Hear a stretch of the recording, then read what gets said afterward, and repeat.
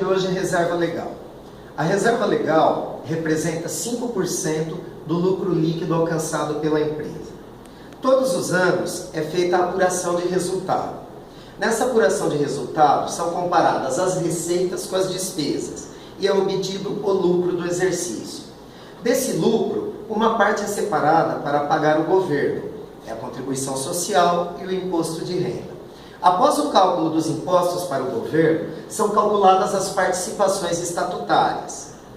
Uma vez obtido o cálculo dessas participações, nós chegamos no lucro líquido do exercício. Esse lucro líquido do exercício é transferido para a conta de lucros ou prejuízos acumulados, onde serão calculadas as reservas de lucros.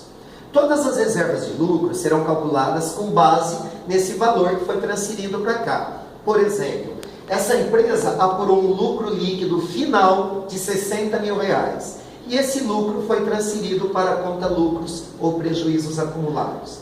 A lei determina que 5% desse valor deve ser reservado para o futuro. A reserva legal ela tem a intenção de socorrer a empresa no caso de um prejuízo futuro, ajudando a pagar os nossos credores, ajudando a pagar nossas dívidas. Nesse caso, essa empresa pegaria um valor de R$60 mil, calcularia 5% e faria uma reserva legal de R$3 mil. Seria 5% de R$60 mil. Ao mesmo tempo, a reserva legal tem um teto obrigatório a ser respeitado. Esse teto obrigatório corresponde a 20% do capital social integralizado. Nesse exemplo da lousa, nós temos uma empresa com capital social de R$50 mil e já existe uma reserva legal de R$8 mil. Essa reserva foi constituída em anos anteriores e ela está acumulada no valor de R$8 mil. Respeitando a obrigatoriedade legal, se eu pegar hoje 5% desses 60 mil, daria R$3 mil. Se eu colocar esse R$3 mil aqui somando, onde já existe o valor de 8 mil, eu vou ultrapassar o teto obrigatório. Eu vou ficar com 11 mil. Isso não é permitido pela lei. Então, nesse caso, respeitando a obrigatoriedade, o valor que eu vou transferir para a reserva legal neste período é de apenas R$2 mil, acumulando aqui R$10 mil e totalizando os 20% do meu capital social. E eu respeitei a obrigatoriedade legal. Existe também uma outra opção que a contabilidade pode respeitar.